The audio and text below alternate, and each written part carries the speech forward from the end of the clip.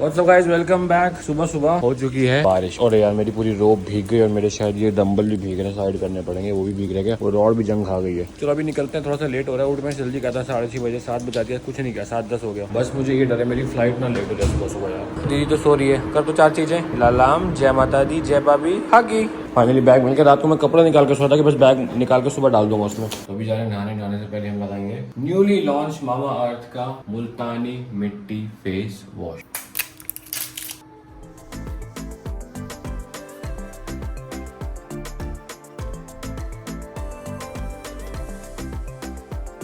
Face wash is complete, काफी अच्छा लग रहा है, काफी फ्रेश लग रहा है। मुल्तानी मिट्टी फेस वॉश, स्पेशली जो ऑयली स्किन होती है जिनकी, जैसे मेरी ऑयली स्किन है, अभी गर्मी आ गई है और अभी बारिश भी शुरू हो गई तो ह्यूमिड हो जाएगा बहुत ज्यादा, तो यू फील लाइक पूरा आपको ऐसा लगता है कि ऑयली है। ऑयलीनेस हटाती है स्किन से और फ्रेशनेस लाती है स्किन में। यूजुअली हम लोग जब पहले आए कोविड में जब बनाते थे, या मेरी मम्मी बनाती थी, मेरी नानी तो खड़िया वाली लाती थी, उसको हम लोग बोले कूटते थे, मैंने भी बहुत बनाई है, रोज वाटर में आते थे रात भर, उसके बाद हम लोग लगाते थे। कोविड में तो देखो बहुत टाइम होता है, कोविड में तो ये सब करते ही करते थे, बट अभी टाइम उतना नहीं है। So you can use this one. ये पूरे नेचुरल प्रोडक्ट्स हैं, इसमें टॉक्सिन्स नहीं है, पैराबेन फ्री है एंड 100% मेड सेफ है। तो you can buy this from the link in the description and code is FlyingBeast 2023, you get 20% off. Also Mamaearth is planning to plant 1 million trees. तो जब भी आप किसी को खरीदते हैं कोई product, your order is linked with a tree. And Mamaearth के सारे प्रोडक्ट्स आप जो है ऑफलाइन भी आपकी स्टोर पे भी अवेलेबल है, you can check it out. लेकिन बच्चों की स्किन बढ़िया ना, कुछ यूज करने की जरूरत नहीं, तो बस खुशबू मारती है, अच्छे लग रहे हो, साफ हो गई है, तो बनाने की जरूरत नहीं इसका मतलब भागने से। ये मेरा चेक इन बैग है, ये हल्का है। ये मेरा कैरी ऑन बैग है, ये बहुत भारी है। कौन करेगा मम्मा को हकी पहले? पीहू तुम पीछे रह गई हो, पीहू उसको मतलब ही नहीं है।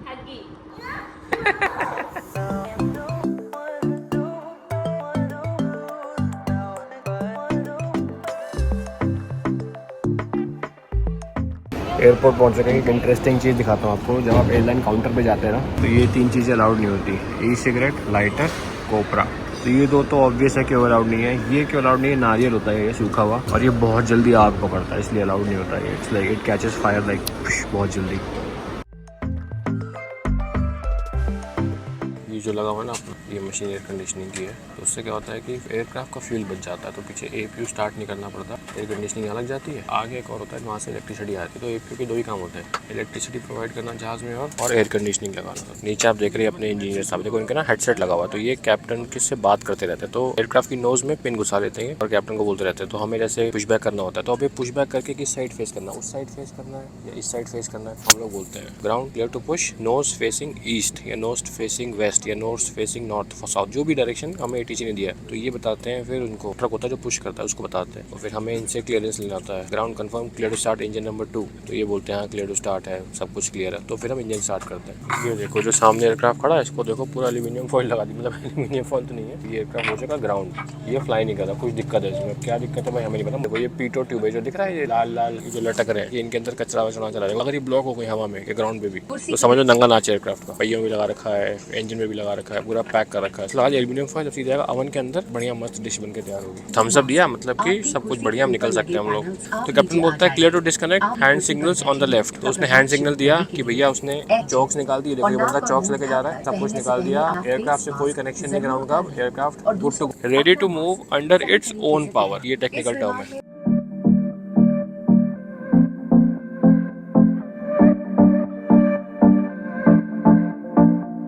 तो ये है दिल्ली का सफदरजंग एयरपोर्ट। अभी यहाँ पे फ्लाइंग नहीं होती, बट एक टाइम पे यहाँ पे दिल्ली का एक फ्लाइंग स्कूल था। ये एयरपोर्ट अभी बंद कर देगा, क्योंकि जो आपको हाईवे दिख रहा है यहाँ ना, इस हाईवे से जब लैंडिंग के लिए एयरक्राफ्ट आते थे, और इस हाईवे पे जब हैवी ट्रक चलते थे, तो एयरक्राफ्ट की लैंडिंग गियर उस ट्रक पे एक बार लग गई थी और एक एक्सीडेंट हो गया था। उसके बाद से इस एयरपोर्ट को बंद कर दिया गया।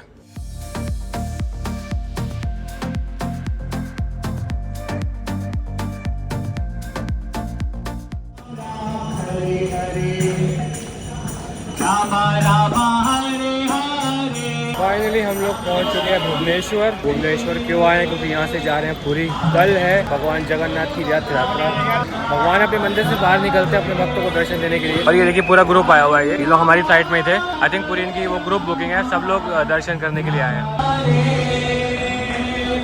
उस साल बहुत ज़्यादा, भैया भी कह रहे हैं कि क्राउड बहुत ज़्यादा है पुरी के लिए। कोविड में कम लोग आया था। 2 साल पहले का मैं देखा था वीडियो, कम भीड़ था, वैसे बहुत भीड़ होता है। 10 लाख लोग आते हैं बोलते नहीं। कभी ऐसा नहीं हुआ कि उस रोड पे भगदड़ मच जाए या किसी को चोट लग जाए? नहीं होता, नहीं, आज तक नहीं हुआ ना। नहीं, भगवान की लीला है। सब लोग चलते रहते हैं बस धीरे धीरे। हाँ। पुलिस है ना, एनसीसी ये सब है ना इसके अंदर। तो हम अभी जा रहे हैं भुवनेश्वर से पुरी, 60 किलोमीटर के आसपास का रास्ता है। हम लैंड हो गए थे 11:30 के आसपास। फ्लाइट जल्दी लैंड हो गई थी, गाड़ी हमने पहले बुक करा रखी थी, भैया ने हमें पिक कर लिया। सारे लोग आज आ रहे हैं मोस्टली, रेलवे स्टेशन एयरपोर्ट सब कुछ भरा हुआ है। सबसे ज्यादा भीड़ अगर किसी चीज की होती है वो रथ यात्रा की जाती है पुरी में। भैया से थोड़ी सी टिप्स ले रहा था मैं कि क्या पहन के जाना है, कैसे करना है। भैया कहते थे टी शर्ट और पजामा पहन जाना, फोन वोन लेके बिल्कुल मत जाना। और भैया कहते एक बार रथ पकड़ लिए तो हवा में उड़ने लगेंगे। ऐसी लीला प्रभु की, ऐसी जगन्नाथ जी का लीला है। एक बार आप रस्सी पकड़ लेंगे तो आपका पैर जमीन में और लगेगा नहीं, उड़ने लगेंगे। हाँ तो सही बताओ यार, ऐसे बहुत सारी ट्रिप्स हम करते हैं तो उसमें होता है कि फैमिली के साथ मजे करेंगे, ब्लॉग भी करेंगे, बट ये वाली ट्रिप में ना मैं तो प्रभु का रथ खींचने ही जा रहा हूँ। मतलब एक मौका मिल जाए जीवन धन्य हो जाएगा। मंदिर से 6 बजे छेरा पोहरा स्टार्ट होगा। सॉरी, भगवान को जो उठा के रथ के ऊपर लाएंगे ना, हाँ हाँ मंदिर वो स्टार्ट हो जाएगा। उसको कहते वो देख सकते कि नहीं? हाँ, वो तो सुबह मंदिर चले जाए, पूरा मंदिर के सामने चले जाएंगे। ठीक है, वहाँ पे भीड़ होगा। हाँ, वो सब जगह पे इतना भीड़ नहीं होगा, खाली रथ का जो रस्सी है ना वही उसी को पकड़ने के लिए भीड़ होगा। दर्शन करने के लिए चाहेंगे तो आराम से बाहर खड़ा होकर दर्शन कर सकेंगे रथ के ऊपर भगवान। और फिर ऐसे एक बार रस्सी पकड़ ली तो उसमें होता है कि जल्दी जल्दी हटो हटो कि कितना देर तक पकड़ सकते हैं? नहीं, कोई हटाने वाला नहीं है। आप चाहेंगे एक ही रथ खींचेंगे तो एक मान लीजिए पहले तो बलभद्र जी का रथ निकल, बलभद्र जी का रथ को आप खींचते खींचते आधा रास्ता चले जाएंगे, फिर उसको छोड़ के फिर पीछे भाग जाएंगे, सुभद्रा मैया का रथ खींचेंगे, फिर उसको आधा रास्ता छोड़ के जगन्नाथ जी का रथ खींचेंगे। ये सब जा रहे हैं रथ खींचने के लिए गेटअप। अच्छा ऐसे ही जाना, निक्कर पहन के जाना है? हाँ। निक्कर लाया हूं मैं। भैया कह रहे निक्कर पहन जाना, जूते वूते मत पहन के जाना, नंगे पाँव जाना और साथ में सामान कुछ मत लेके जाना। जगन्नाथ जी का सबसे पीछे रथ, सबसे पीछे आएंगे। ठीक है। पूरा शहर देखिए ऐसे सजाया हुआ, हर जगह रथ की फोटो लगी हुई है। पूरा फेस्टिवल, बहुत बड़ा फेस्टिवल होता है। मंदिर में 20 बार दर्शन करो जितना पुण्य मिलता है, रथ के ऊपर एक बार दर्शन करने से उतना पुण्य मिलता है। अरे वाह। इसीलिए सब जाते हैं। कोई तो रथ खींचता ही नहीं तो बहुत लोग जाते हैं रथ के ऊपर जगन्नाथ जी को दर्शन करने के लिए। क्योंकि अभी भगवान को तबीयत खराब था।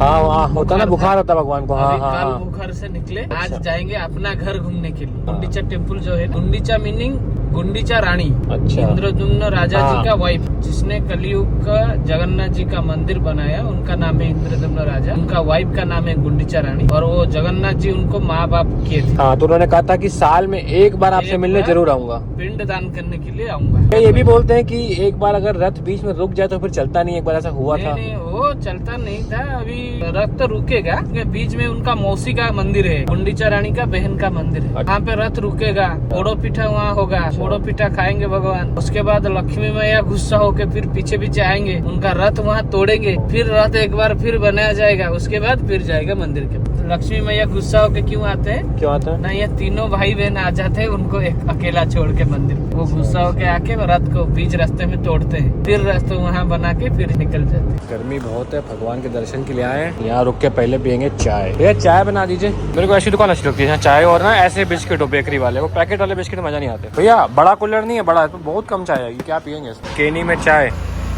बस से भी काफी लोग आते होंगे। यहाँ से फ्री ऑफ कॉस्ट बस चलता है। तो इसके बाद गाड़ी अलाउ नहीं करेंगे कल? नहीं। अच्छा, वो आज आ गया भैया। कल यहाँ से नहीं, कल वहाँ से फिर आपको ऑटो पकड़ के जाना पड़ेगा।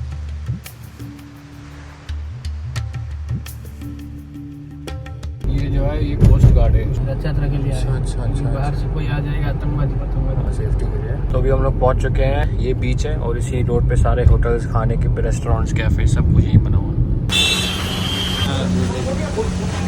फाइनली हमने चेक इन कर लिया अपने रूम में। This is our room. आना तो रितु को भी था, वो होटल वाले भी कह रहे थे सर आपने बुकिंग 2 लोगों की कराई थी, बट आए एक ही लोग आ पाए क्योंकि रितु काम आ गया कुछ, तो वो नहीं आ पाई। अगर आप रथ यात्रा पे आते हैं यहाँ पे, अपना होटल आप काफी दिन, मतलब 15-20 दिन पहले करा लीजिए, क्योंकि मैंने तो सिर्फ 1.5 दिन पहले, 1 दिन पहले ही कराया है। तो भाई यहाँ पे आपको आज की डेट में एक रूम मिल जाए तो मतलब भगवान की सही में कृपा। और मुझे भी कैसे मिल गया मुझे नहीं पता, 1-2 ही होटल दिख रहे थे, मैंने यहाँ करा लिया। और फिर जितना लेट कराएंगे उतना महंगा भी आपको पड़ेगा। आज का प्लान ये है कि थोड़ा सा भी रेस्ट करेंगे, काम निपटाएंगे। रथ आज तैयार हो रहे होते हैं, तो मेरा बहुत मन है कि मैं वहां जाके देखूं कि जो लोग रथ बनाते हैं। और मैं चाहता हूं कि इस शहर की स्टोरी, भगवान जगन्नाथ की स्टोरी, वैसे तो मुझे पता है, इंटरनेट पे आप भी पढ़ सकते हैं, लेकिन जैसे वो यहाँ के जो लोग हैं, यहाँ के जो पुजारी हैं, यहाँ के जो पुलिस वाले हैं, जो उस रथ यात्रा को संभव करते हैं, इतने सारे भक्तों को 10 लाख के ऊपर लोग आते हैं और इस बार सबसे ज्यादा लोग आ रहे हैं क्योंकि 2 साल से कम लोग आते हैं कोविड की वजह से। इस साल बहुत ज्यादा एक्सपेक्टेड है। तो उन लोगों से बात करें, उनकी जुबानी भगवान जगन्नाथ की कहानी अगर सुनेंगे तो ज्यादा अच्छा लगेगा क्योंकि वो लोग हर साल देखते हैं कितने भक्त आते हैं, पूरे विश्व से लोग दर्शन के लिए आते हैं यहाँ पे। और मैं श्योर हूँ कि अगर आप भगवान जगन्नाथ की स्टोरी सुनेंगे तो आपको भी उनसे प्यार हो जाएगा। और ये मतलब ये रिश्ता जो है भगवान का भक्त से प्यार का रिश्ता होता है क्योंकि भगवान ने कहा था कि अपने भक्तों के लिए 8 दिन के लिए मैं अपने मंदिर से बाहर निकलूंगा। और एक बड़ी इंटरेस्टिंग स्टोरी भी है एक मुगल शासक की जो भगवान के यहाँ दर्शन करने आता, वो भी आपको बताऊंगा मैं। चलो भाई, बड़ा कप दिख गया, आई लव, क्योंकि बड़े कप में ज्यादा चाय आती है, बनाते हैं। चलो, इतना गंदा कट गया, तब से मैं सोच रहा हूँ एसी चल रहा है, एसी चल रहा है, एसी चल नहीं रहा। बाहर बगल वाले रूम से किसी और की आवाज आ रही, मुझे लगा अपना चल रहा है। गर्मी इतनी क्यों है भाई, ये क्या हो गया?